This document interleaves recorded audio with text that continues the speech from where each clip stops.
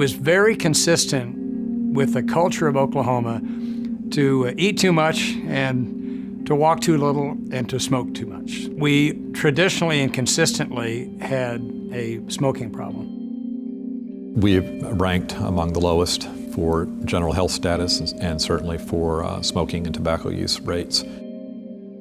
Oklahoma had historically ranked very low among the 50 states in our incidence of the quality of our health. Where we should be high, we were low. Where we should be low, we were high.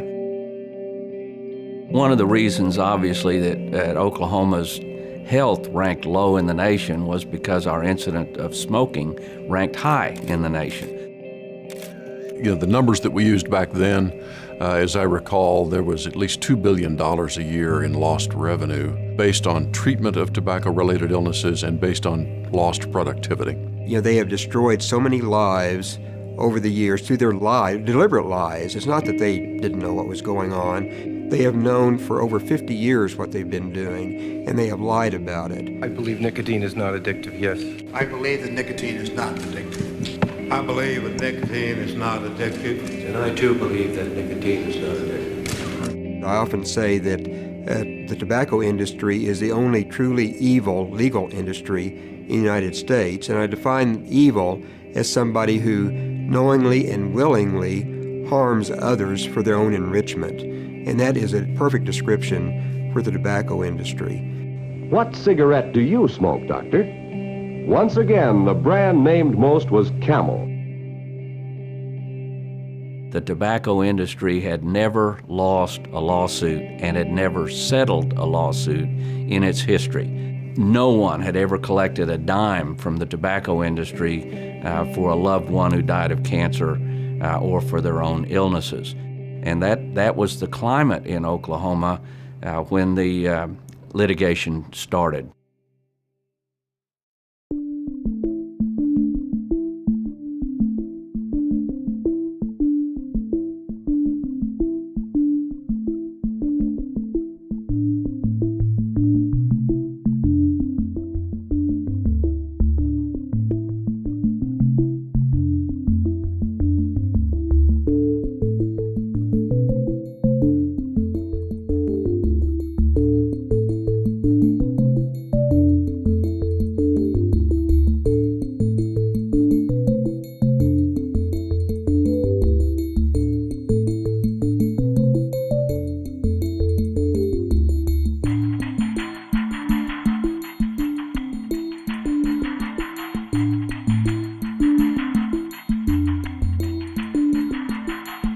As the documents that they were uncovering in the discovery process became known, I became more and more convinced that win or lose, this was a righteous lawsuit.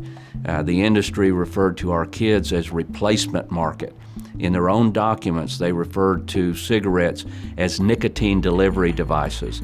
And the callous nature of their corporate thinking to my way of thinking was damaging my state, and that I would be remiss if I did not take legal action against them.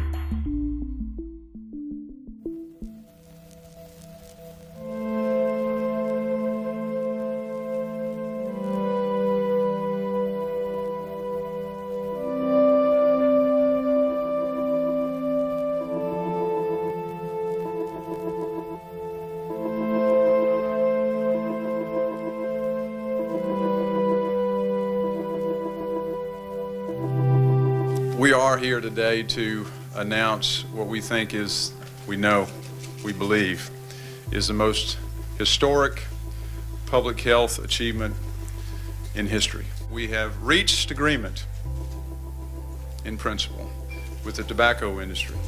And every one of the prayers for relief that I asked for in the district court in Oklahoma is answered, and so much more in the context of this proposal. So I will sign it in behalf of the state of Oklahoma with pride and with assurance that we will continue to work, and with further assurance that the children of my state and of every state will be safer in the future because of the work of my colleagues, not only in this room, but across the nation.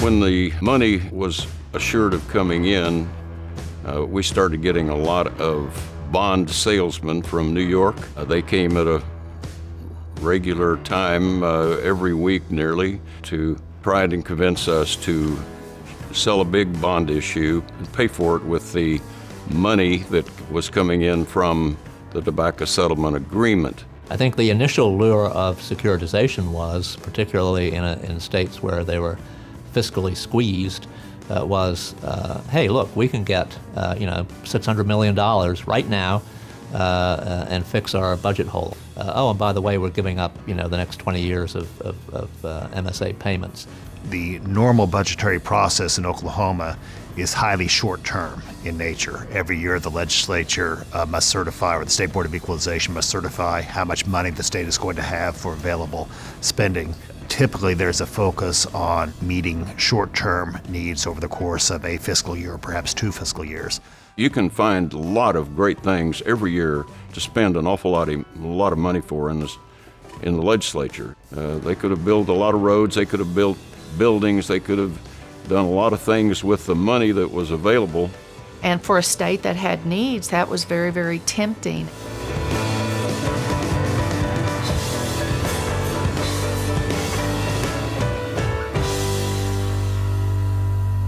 And nobody looked sort of long term, and now the chickens are coming home to roost. The money's gone, they're losing money on the deal, and there's no way to get that money back.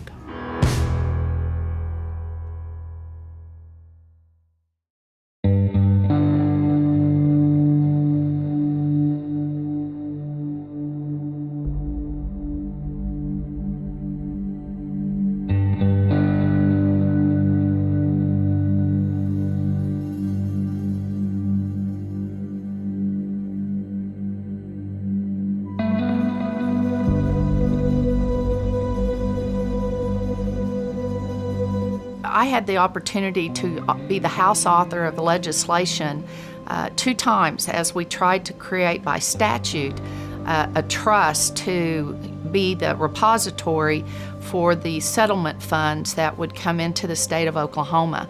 The first year that we passed that legislation, the governor vetoed that legislation. So we brought the legislation again the following year, and we passed the House, and the Senate held the legislation the second year until we could get an agreement that the governor would sign the bill if it passed a second time. We were not able to get that agreement.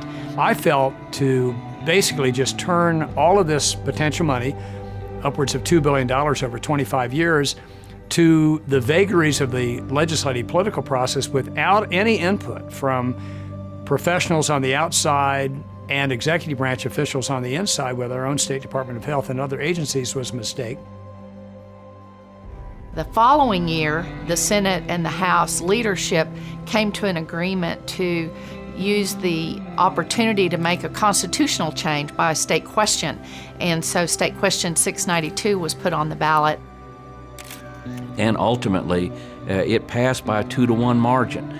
The Save It, Grow It, Spend It on Health slogan I think was very popular with the people, as was the fact that this money would be protected from the legislature, that this would be spent for the purposes for which it was intended and would not be diverted to prisons or roads or the other truly urgent needs of the state, but not dealing with health.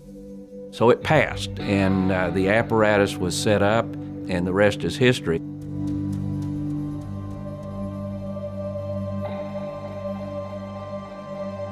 This idea for a constitutional amendment was meant to ensure that it won't be easily changed. Now, it can be changed again, but it would again require a constitutional amendment, and hopefully the wisdom of the voters will continue to protect that.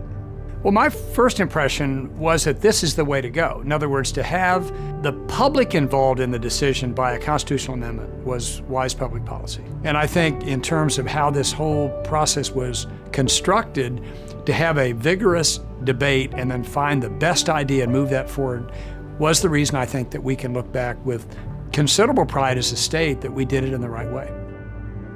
It gave me an opportunity to see the political process at its best. Again, there was no partisanship. We had Republicans, Democrats, Independents, the governor's office, the business community throughout the state, healthcare community throughout the state, and just concerned citizens all coming together to push for the enactment of this constitutional amendment.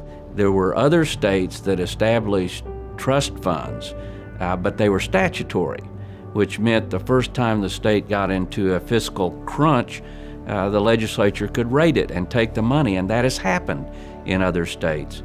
Other states took the revenue stream and immediately cut taxes. Other states just simply put the money into the general fund and spent it on the various needs of state government. Only Oklahoma, only this state has protected its money in the Constitution and guaranteed it would be spent on what the lawsuit was all about, and that is the health of its citizens. We stand alone in that distinction.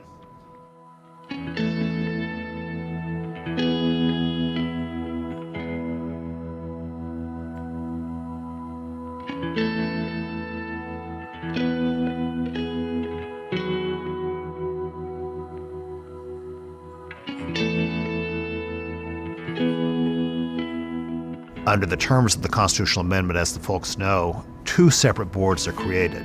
One is an investment board whose job it is to invest the millions of dollars every year coming to the state as part of the master settlement agreement, to invest that money prudently and to generate earnings that are then turned over to the expert board, the board of directors of the tobacco settlement, whose job is to identify health care needs and to allocate those funds in a cost-sensible way. The board consists of 7 different members. They're each appointed by a different elected official. We have to have 1 board member from each of our 5 congressional districts, but we can't have more than 2 from any single district. And then of the 7, not more than 4 can be from any single political party. That means that no single elected official, no geographic region of the state, and no single political party will have control over this funding or the decisions that are made. That's important because I think the people of Oklahoma can rest assured that the funding decisions are not being made for political purposes or personal gain. The funding decisions really are being made with the best interests of the people and the state of Oklahoma in mind.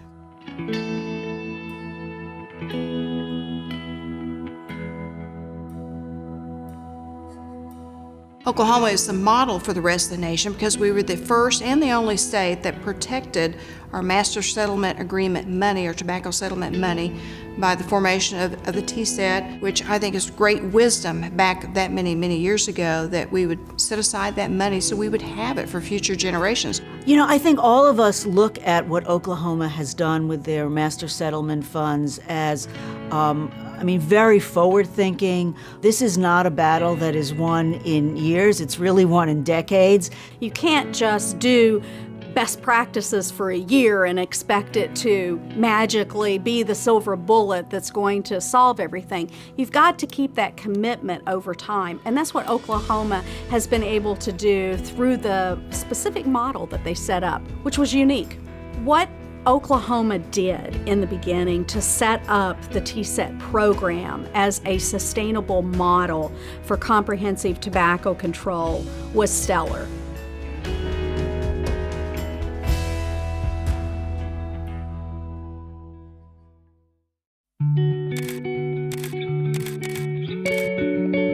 Dealing with the problems generated by the tobacco industry in our state require a multidimensional and multi-year and multi-generational strategy.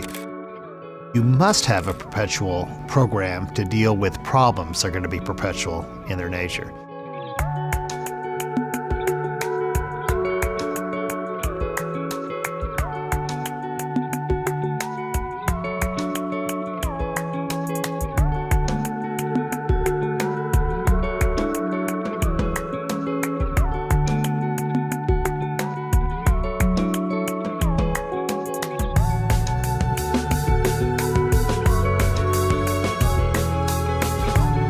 I think it was about 28% adult smoking rate when TSET was established, and now it's down to 23%. That kind of decline is to be envied. Oklahoma appears to be doing a really terrific job in actually using the money to reduce tobacco use. We no longer are 48th, 49th, 50th in terms of our adult smoking rate. We are now the 39th worst state, tied with 3 other states, for our adult smoking prevalence. So we are having an impact. We have had an impact.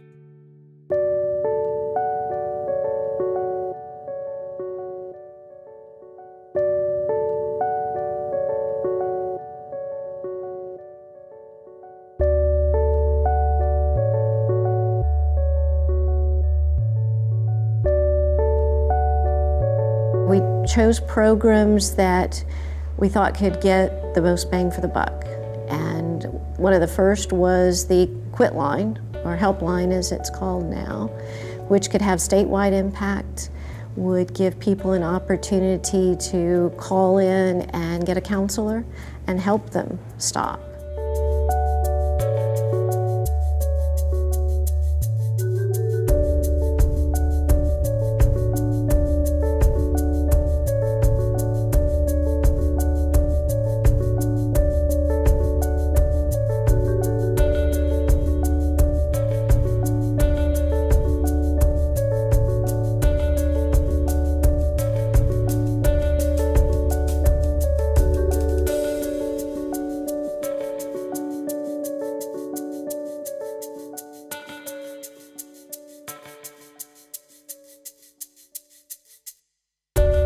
It won't be very long before the earnings, just the earnings alone from our investments, will be more than the deposits that are coming in each year from the tobacco companies.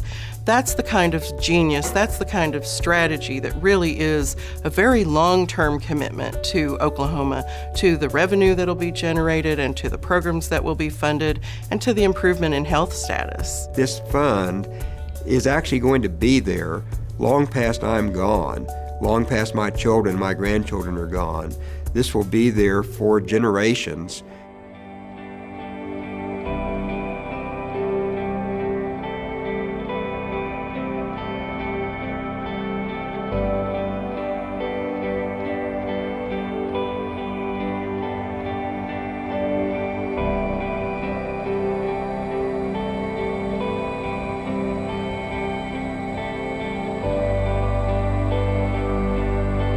Our initial goal was to focus on cessation and tobacco prevention, but there were 4 other things mentioned in the constitutional language, and the overall health of the citizens of Oklahoma was the primary or maybe all-encompassing focus of that language. It's just logical that having spent time and money and resources on tobacco cessation, that we reach out into other areas. And so we really think that we need to look at the whole spectrum, and it's fitness, it's nutrition, it's the choices we make.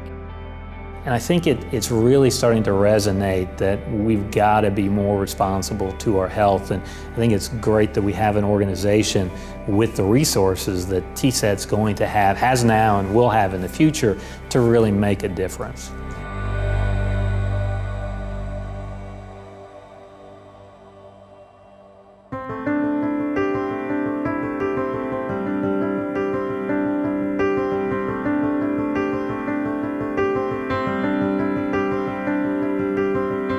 I believe that our children are the most vulnerable, and of course they're the ones the most susceptible to the deceptive tobacco advertisements. And so I love it when TSET's able to help schools, especially elementary schools, with programs that assist them in educating the youth of Oklahoma.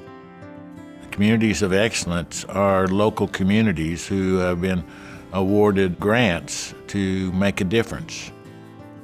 This is a giant step where people will make a difference in the public health arena and move that needle from being the worst in the United States to that we can be the best that we can do. So one of the most exciting things about TSET is they focus on the entire state. So we have programs and grants that help communities of all size. So they help the urban areas and they help people in the urban areas, but they also assist communities that might not have the resources to improve their health. We have community grantees across the state. They really are the heart and soul of, I think, the programs that TSET funds. In the communities, they're able to do a lot of awareness raising, public education, work with businesses and schools and faith communities and youth, so that everybody understands they have a role to play in reducing these problems that are causing us so much pain and death and disease in Oklahoma.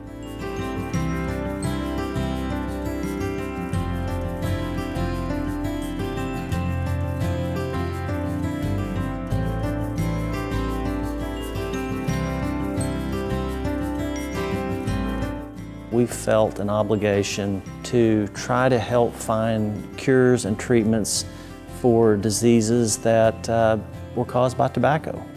We've invested in research, and then we've gone back and we've invested more. But for every dollar that we've invested, we've had others investing $3.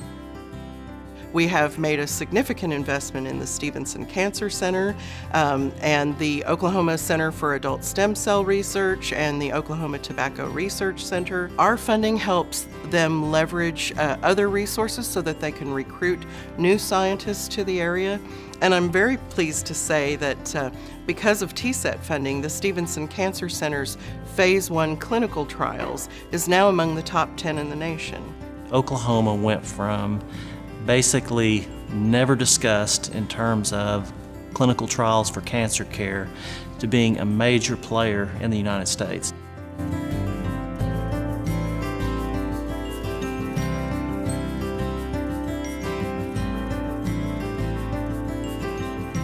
TSET has been funding primary care physicians to go into rural areas. If we can get primary care family doctors into the rural areas, it creates access.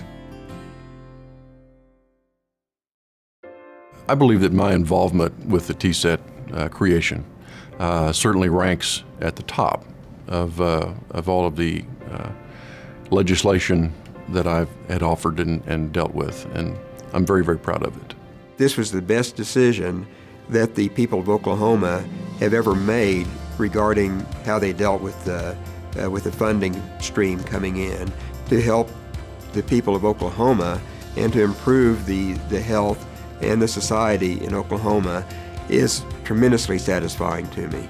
I have not been involved, and I can't imagine being involved in anything with greater import than the tobacco litigation. Oklahoma will be a better place, and my daughters will live in a more prosperous, healthier, stronger community because of what the people of Oklahoma did in enacting this constitutional amendment. So I'm tremendously proud of what's been accomplished.